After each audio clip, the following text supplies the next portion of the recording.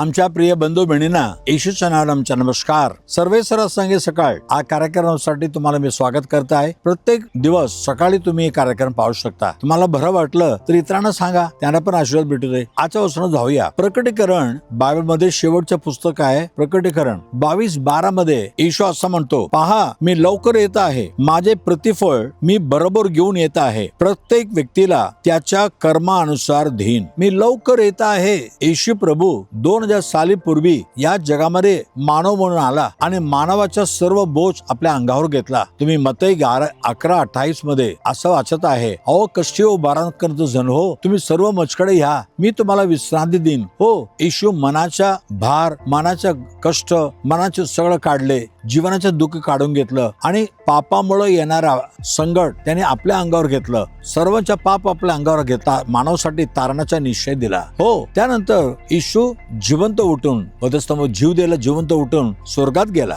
आणि आता स्वर्गामध्ये आहे. पण येशू वचन देऊन गेलेलं आहे, मी पुन्हा येणार आहे. या जगामध्ये तुमच्या कर्म कसं आहे, चांगलं कर्म करता किंवा वाईट कर्म करता, या सर्वासाठी प्रतिफळ बक्षीस देवबापा आणणार आहे. असं मी परत येणार, तुम्हाला भेटण्यासाठी येणार, तुम्हाला भेट घेऊन येणार असं म्हणणारा एक प्रभू आहे, तो येशू ख्रिस्त आहे. माझ्या प्रिय बंधू बहिणींनो, ईश्वर विश्वास ठेवा. तुमच्या पापापासून येशू तुम्हाला सुटकारा देईल. विश्वास ठेवा आणि त्याच्याकडे पापाची माफी मागा, पापात क्षमा करेल आणि या जगामध्ये चांगलं गोष्ट करा. कोणाचा वाईट विचार करू नका, कोणाचं वाईट करू नका, कारण तुम्ही चांगलं केलं तर येशू म्हणतो, मी तुम्हाला बक्षीस घेऊन येणार आहे. आणि येशूच्या आगमनासाठी सर्वजण वाट पाहत आहे. तुम्ही पण वाट पहा, येशू लवकर येणार आहे. चला प्रार्थना करूया. हो प्रभू येशू, तुझ्या नावाने मी येत आहे प्रभू. हो, तू लवकर येणार आहे, मी लवकर येतो. प्रत्येकाने तुझ्या कर्माच्या अनुसार मी प्रतिफल देईल, बक्षीस देईन म्हटला प्रभू. तुझ्याकडे विश्वास करून, तुझ्याकडे पापाची क्षमा मागून एक चांगलं जीवन या जगामध्ये करायला पाहिजे, चांगलं गोष्ट करायला पाहिजे, म्हणजे तुझ्याकडून येणारा बक्षीस आम्हाला मिळायला पाहिजे. एक खात्री,